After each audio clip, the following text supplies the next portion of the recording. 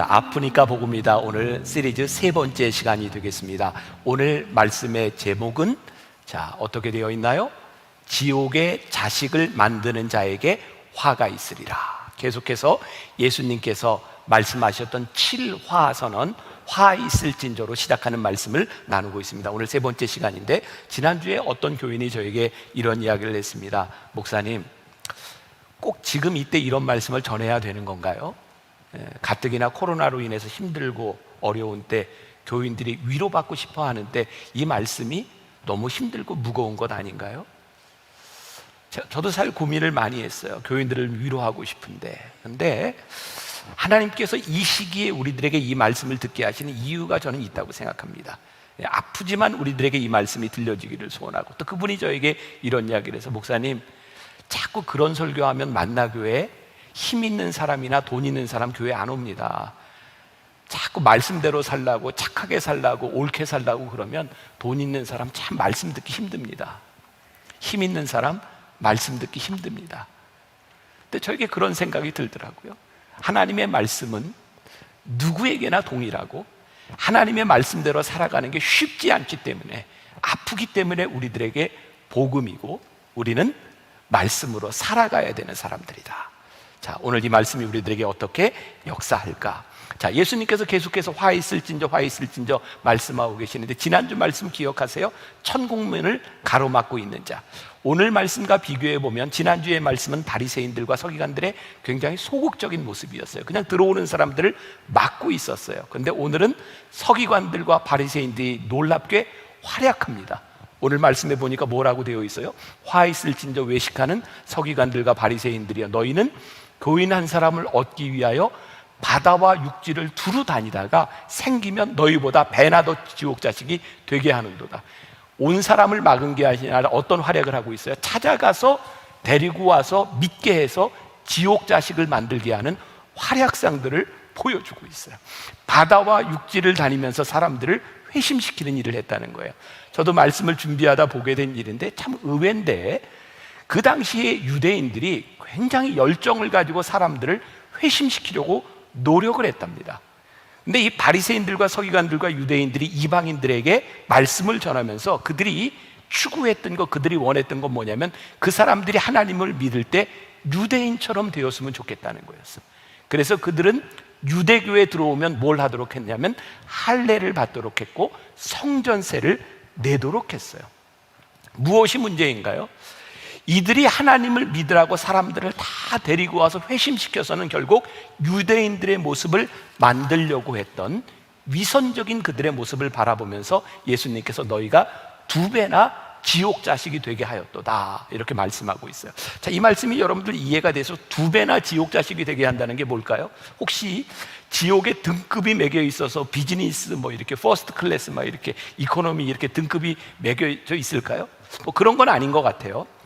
아마도 이 사람들이 열심히 바다와 육지를 다니면서 사람들을 전도해다가 데리고 와서 이들도 지옥의 자식을 만들고자 하니 지옥의 인구가 2배로 늘어났다, 이런 의미일 수도 있을 것 같고, 또 이런 의미일 수도 있을 것 같아요. 외식하는 서기관들과 바리새인들이 사람들을 데려다가 믿게 만들어 놓고, 여러분 그런 말이 있죠. 늦게 배운 도둑질 날 새는 줄 모른다. 이 사람들이 바리새인들과 서기관들보다 더 외식하는 자들이 돼. 아마 그런 의미일 수도 있겠다.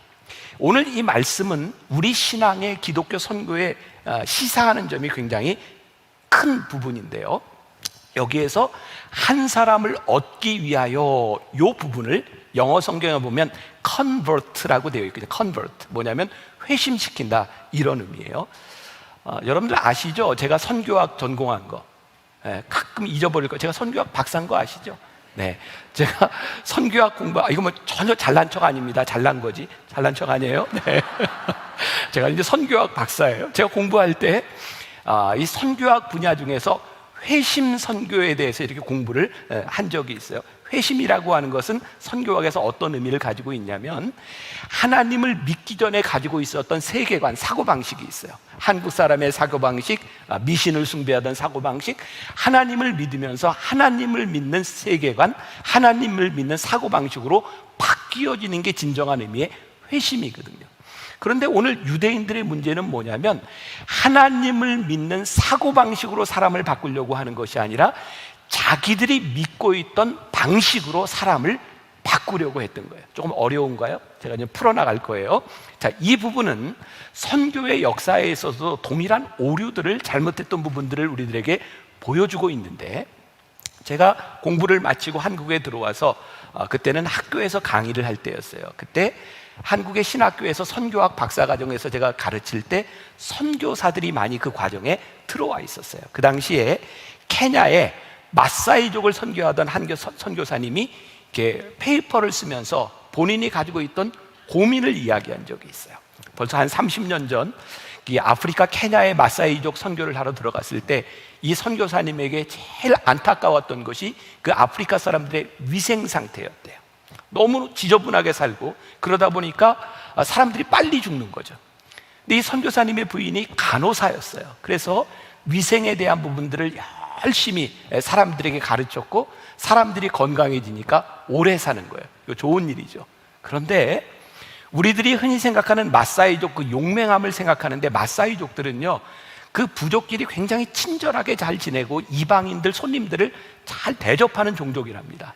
그런데 문제는 오래 살게 되면서 식량이 모자라는 거예요. 사람들이 더 이상 친절하지 않고 부족 간에 갈등이 생기기 시작했어요.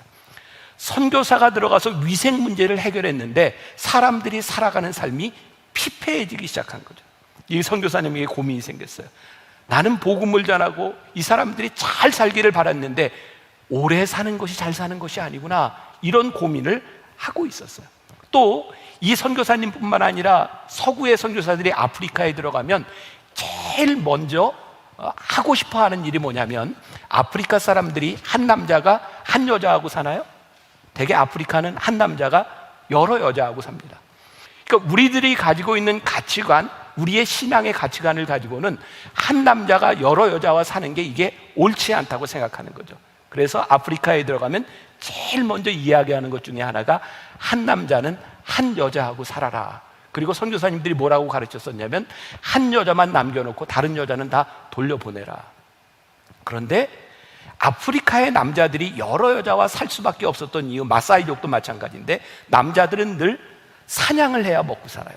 나가면 많이 죽습니다. 부족 간에 전쟁이 있어요. 남자들이 많이 죽습니다. 한 남자가 몇 여자를 책임지지 않으면 살 수 없는 사회가 아프리카 사회입니다.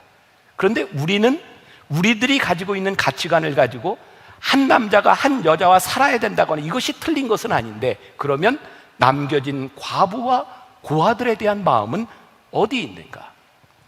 우리들은 우리가 알고 있는 지식과 우리들이 가지고 있는 기준을 가지고 누구에게 쉽게 이야기할 수 있어요. 그러나 그것보다 더 중요한 그들 가운데 있는, 그들이 가지고 있는 마음, 복음이 들어갔을 때 하나님께서 변화시키고자 하는 그 마음들을 잃어버릴 때가 참 많은 거죠. 선교사님들 다 열정이 있는 사람들이에요. 바리새인들과 서기관들, 그들이 바다와 육지를 다니며 사람들을 회심하고자 하는 열정이 있었다는 거예요. 여기 설교하는 저 열정을 가지고 설교하고 열정을 가지고 목회하고 있어요. 그런데 왜 선교사들이 욕을 먹고, 왜 바리새인들이 욕을 먹고, 왜 목회자가 욕을 먹고, 왜 교인들이 이 세상에서 욕을 먹는가? 그것은 열정의 문제가 아니라는 거예요. 우리들이 열정을 가지고 있으나 하나님의 마음을 모르고 복음을 잃어버린 우리들의 열심이 하나님의 마음을 아프게 할 뿐만 아니라 사람들의 마음을 아프게 하고, 우리들이 하나님을 믿는다고 하면서 우리들이 세워놓는 규칙에 대한 부분들, 이것이 복음의 자리를 대신하게 될 때에 하나님 마음이 많이 아프실. 복음은 규칙이 아닌 거예요. 복음은 하나님의 마음인 거예요. 제가 말씀을 준비하다가 떠올랐던 찬양, 여러분들도 잘 아실 거예요. 아버지 당신의 마음이 있는 곳에 나의 마음이 있기를 원해요. 아버지 당신의 눈물이 고인 곳에 나의 눈물이 고이길 원해요. 아버지 당신이 바라보는 영혼에게 나의 두 눈이 향하길 원해요. 아버지, 당신이 울고 있는 어두운 땅에 나의 두 발이 향하길 원해요. 나의 마음이 아버지의 마음 알아. 내 모든 뜻 아버지의 뜻이 될 수 있기를. 나의 온 몸이 아버지의 마음 알아. 내 모든 삶 당신의 삶 되기를. 이 찬양이 우리가 이렇게 쉽게 부를 수 있는 찬양이 아니더라고요. 이 찬양을 부르는데 그렇구나, 아버지의 눈물이 있는 곳에 우리의 눈물도 있고 아버지의 마음이 있는 곳에 우리의 마음이 있어야 되는데, 우리의 신앙은 하나님의 마음과 별개로 우리의 규칙과 우리의 사고방식, 거기에 우리의 마음이 있을 때가 참 많았구나.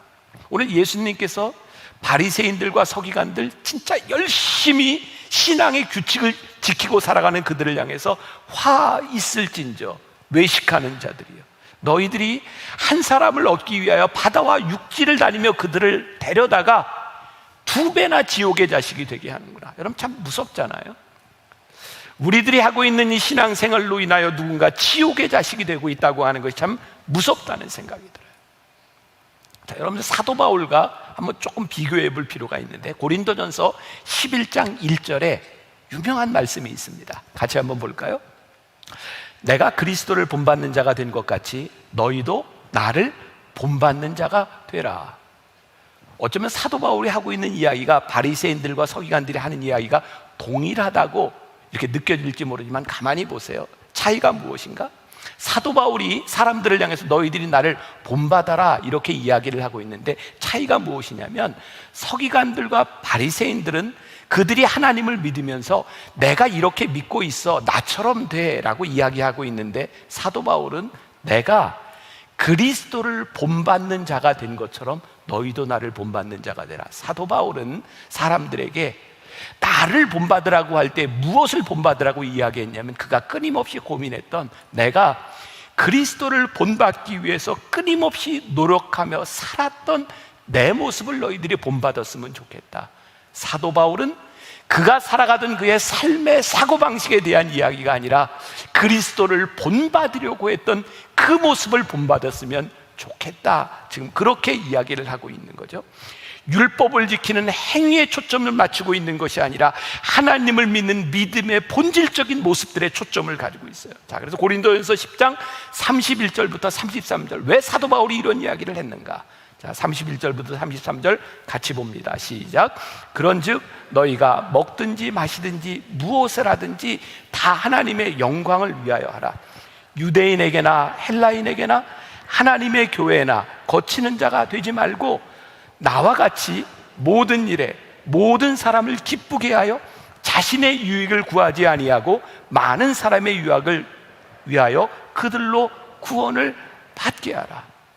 자, 이 구절에서 느껴지는 뉘앙스, 어떤 느낌이 있어요? 사도 바울이 지금 무엇을 하고자 하는 거예요? 나 포기할 수 있어, 나 양보할 수 있어, 나 섬길 수 있어. 왜?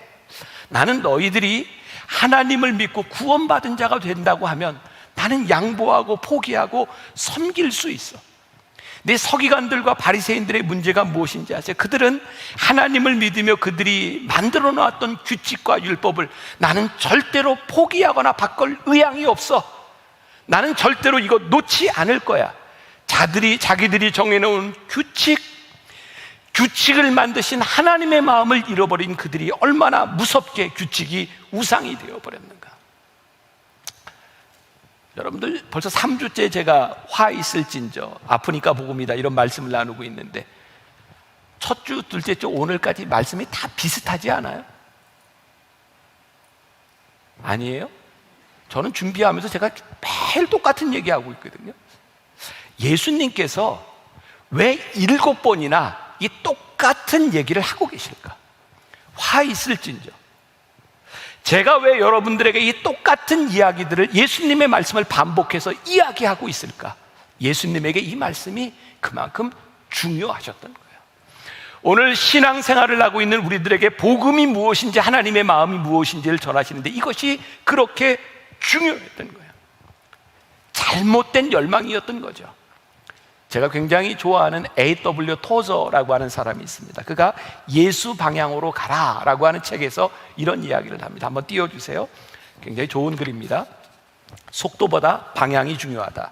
예수님은 자신과 같은 방향으로 같은 길을 걷는 사람들을 찾고 계신다. 이 세상을 살아갈 때 가장 중요한 것들 중에 하나는 우리가 어디에 있는가 보다 우리가 어느 방향으로 가고 있느냐이다. 예수님이 찾고 있는 사람이 누구예요? 예수님과 함께 그 길을 가고 있는 사람을 찾고 계시다.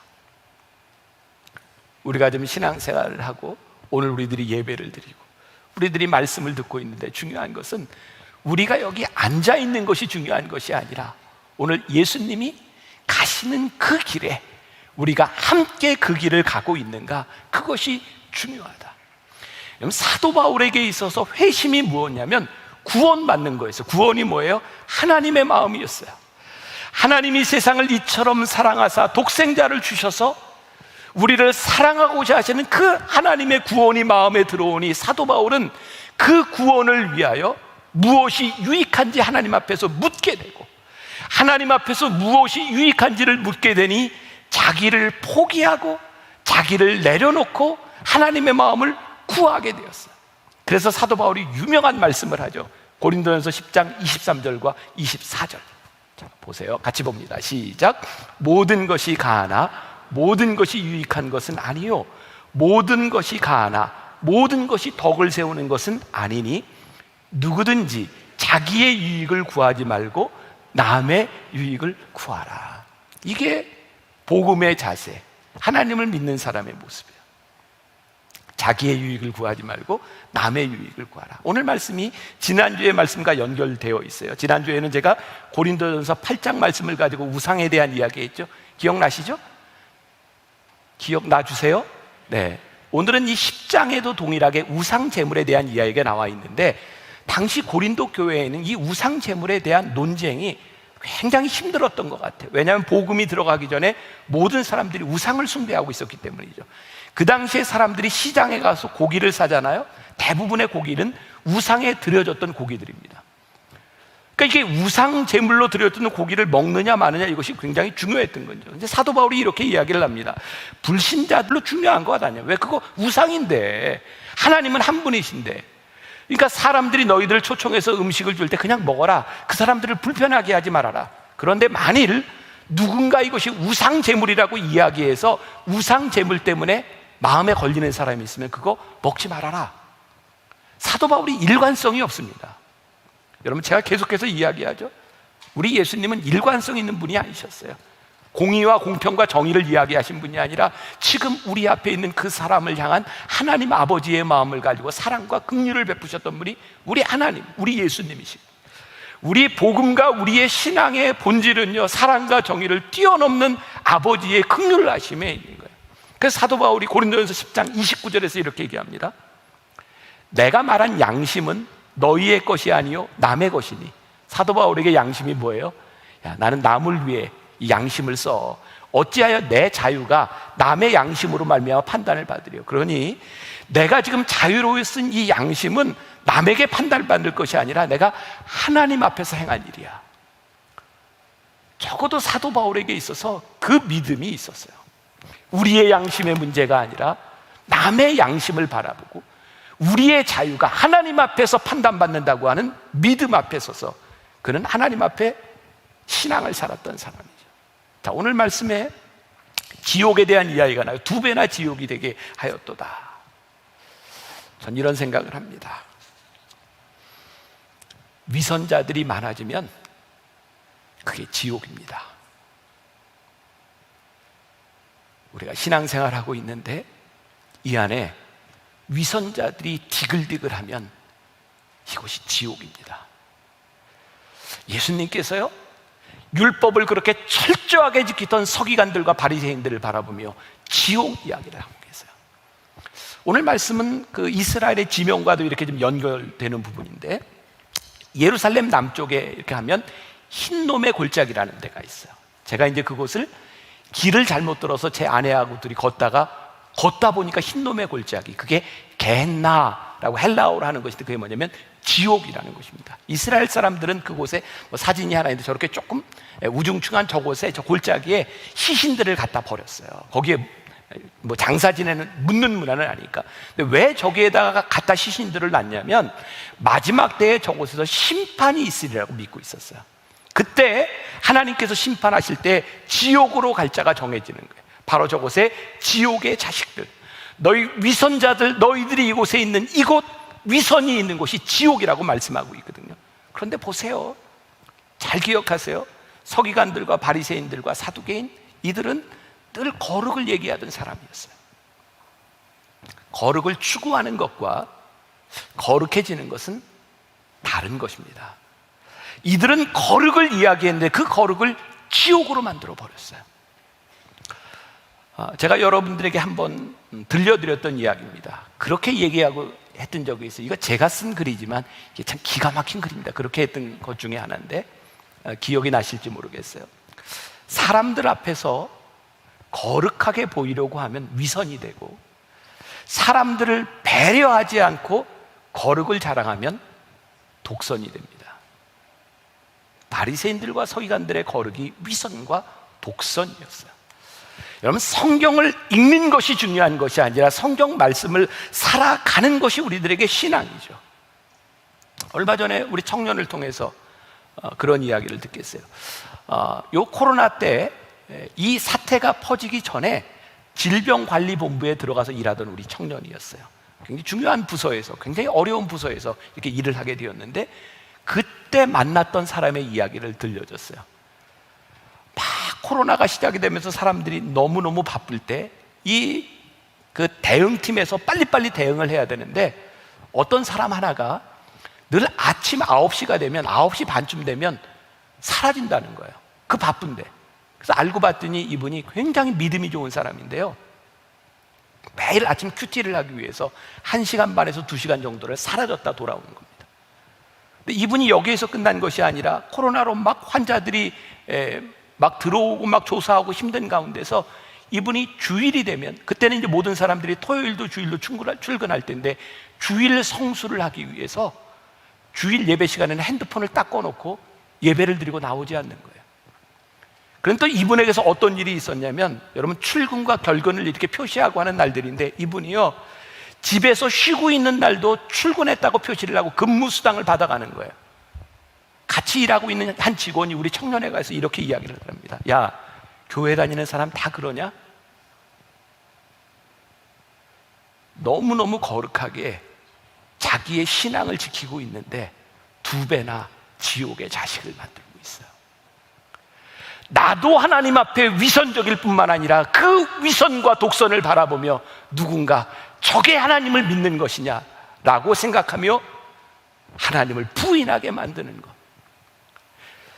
서기관들과 바리새인들, 그들은 늘 거룩을 이야기하는 자들이었는데, 하나님께서 내가 거룩한 것처럼 너희도 거룩하라 말씀하시면서 그렇게 거룩을 추구한다고 했는데, 그들에게 위선과 독선적인 모습으로 인하여 2배나 지옥의 자식을 만들고 있는 거예요. 제가 이렇게 문장을 또 써봤어요. 들어보세요. 거룩은 옳고 그름을 나누는 정의의 문제가 아닙니다. 거룩은 거룩하지 못한 것을 판단하고 정죄하는 것이 아닙니다. 거룩은 거룩하지 못한 죄 가운데서 분명히 드러나지만 죄와 더러움을 하나님의 방식으로 다루어 가는 것입니다. 제가 말씀을 준비하며 정리한 부분이어서, 거룩은 옳고 그름을 드러내는 것, 판단하고 정죄하는 것이 아니라 죄 앞에서 거룩이 분명히 드러나는데, 중요한 것은 이 거룩을, 이 죄를 하나님의 방식으로 다루어 가기 시작할 때 거룩함이 나타나는 거예요. 거룩함의 목적은 죄를 드러나게 하는 데서 끝나는 것이 아닙니다. 죄가 드러났을 때 어떻게 그 문제를 해결하고 하나님의 자녀로 살아가도록 만드는가, 이것이 거룩의 목적이 있는 거죠. 성경을 보세요. 구약시대 유명한 이사야 선지자를 하나님께서 부르실 때 이사야 6장에 보니까 이사야가 거룩하다 거룩하다 거룩하다 이 창화하는 소리를 들으며 하나님의 거룩하심 앞에서 두려웠어요. 그래서 이사야가 뭐라고 해요? 화로다 나로 망하게 되었도다. 근데 이사야가 거기서 망하지 않습니다. 하나님이 그 거룩하심 가운데서 그의 죄를 고백할 때에 그를 위대한 선지자로 쓰세요. 하나님께서 사람을 다루어가는 방식이에요. 유명한 베드로가 예수님을 처음 만났을 때 누가복음 5장에서 주님을 바라보며 그가 고백했던 게 뭐예요? 주여 나를 떠나소서 나는 죄인이로소이다. 주님이 뭐라고 말씀하세요? 나를 따르라 내가 너를 사람을 낚는 어부가 되게 하리라.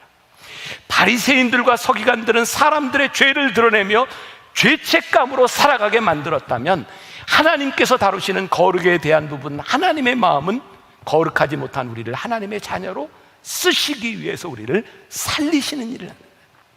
그러니까 서기관들과 바리새인들을 바라보면 하나님 아버지의 마음이 얼마나 아프셨겠어요. 너희들이 그들로 하여금 지옥의 자식을 만들어가는 죄책감으로 힘들어하는 사람들을 바라보며 하나님의 마음이 얼마나 아프셨겠어요. 더욱 화가 나는 것은 그들이 하나님의 말씀을 모르고 있던 자들이 아니라 너무나 정확하게 하나님의 말씀을 알고 읽고 외우고 지키는 사람들이었는데 하나님의 마음을 알지 못하고 살아가니 말이에요. 유명한 종교개혁자 루터가 종교개혁을 할 때 그가 어떻게 종교개혁을 했는지 아세요? 그가 하나님을 발견하고 난 후에 종교개혁을 합니다. 그 시대에 알았던 하나님은 어떤 분이셔서 심판자여 파멸자라고 생각하고 늘 죄의 두려움 앞에서 떨고 있었는데 루터가 하나님을 발견했어요.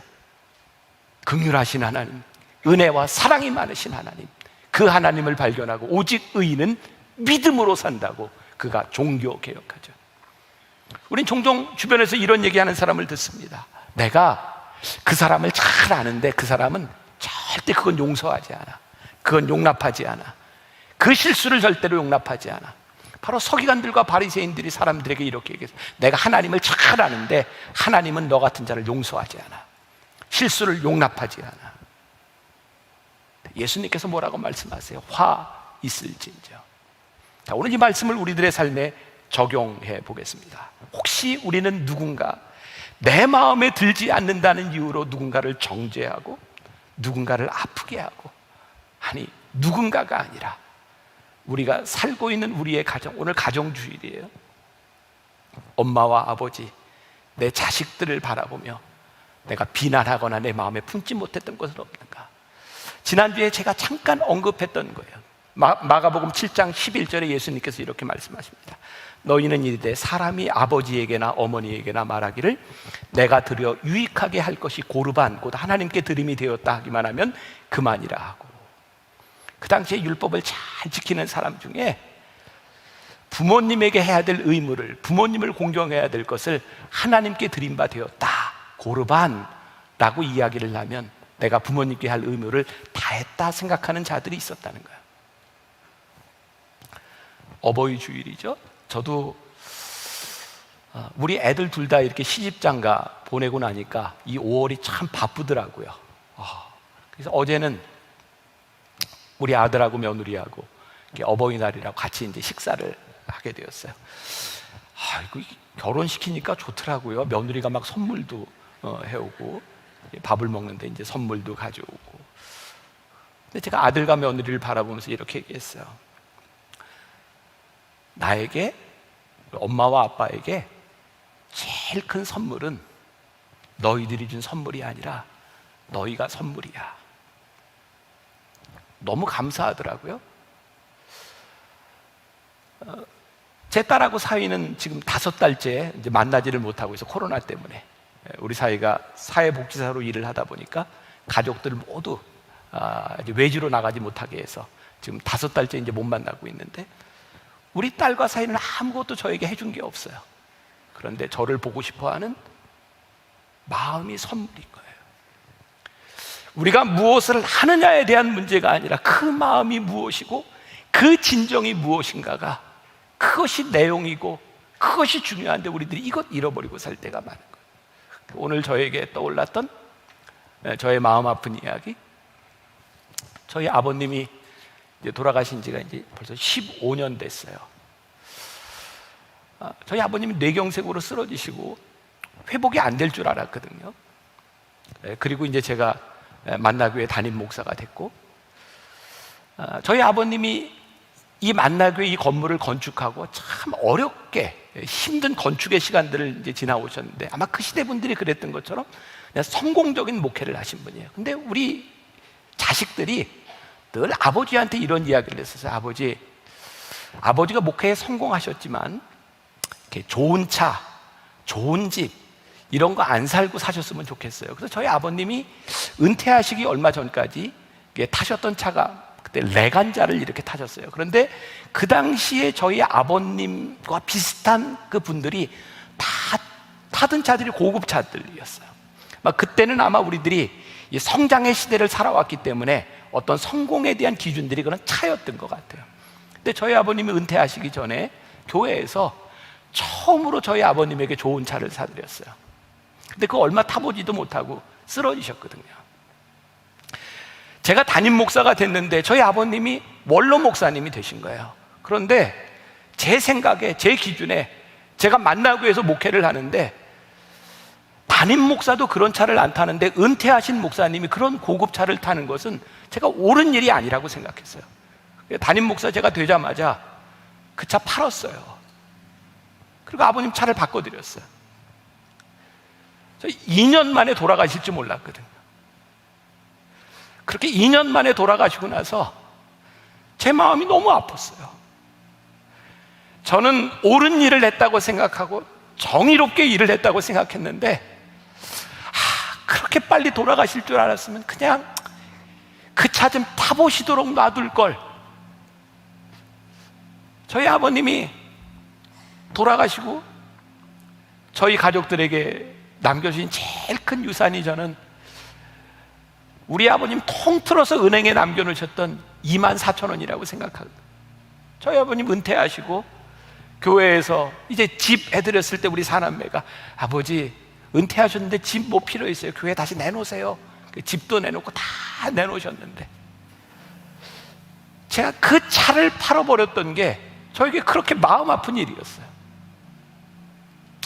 그리고 아버님 돌아가시고 제가 몸이 많이 아팠던 것 중에 하나가 저에게 찾아온 죄책감이었어요. 내가 왜 그랬을까? 가만히 생각해 보니까 내가 옳다고 생각했던 정의와 나의 기준이 그게 다가 아니더라고요. 자, 여러분들 제 말을 오해하지 말고 들으세요. 잘못했다 지금 이런 이야기를 하는 것이 아니라, 틀렸다 이런 이야기를 하는 것이 아니라, 우리들에게 정의와 공의, 내가 가지고 있는 원칙, 내가 생각하고 있는 옳음보다 더 중요한 게 있는 거예요. 하나님 아버지의 마음을 모르면, 하나님 아버지의 눈물을 모르면, 하나님 아버지의 발걸음이 가는 곳에 내가 가지 않으면 알 수 없는 그 일들이 우리들에게 있는 거예요. 우리의 신앙과 우리들의 믿음이 뭐예요? 하나님의 마음을 아는 거죠. 하나님의 마음으로 살아가는 거죠. 바리새인들과 서기관들은 그들이 하고 있는 일과, 그들이 하고 있는 일을 하나님의 일로 생각했던 것 같아요. 아니요, 근데 그들은 하나님의 일을 하지 않았어요. 그들은 그들의 일을 열심히 하고 있었을 뿐이에요. 그래서 하나님을 믿는다고 하는데, 율법을 지킨다고 하는데, 그들이 열심을 내고 있는 일 가운데 그리스도의 향기가 드러나는 것이 아니라 악취가 나는 거예요. 거기에 그들의 생각과 그들의 욕심이 있으니까.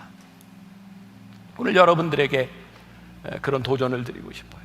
나의 열심이, 나의 기준이 중요한 것이 아니라 하나님의 마음이 어디 있을까? 오늘 가정의 달, 가정의 날 지나가면서 우리의 자녀와 우리의 부모와 우리의 가정을 향한 나의 기준이 아니라 하나님의 마음이 어디 있을까? 그게 여러분들에게 복음으로 들어올 수 있다면, 그게 때때로 여러분들의 마음을 아프게 할 수 있을지 모르지만 그것이 생명이지 않겠습니까?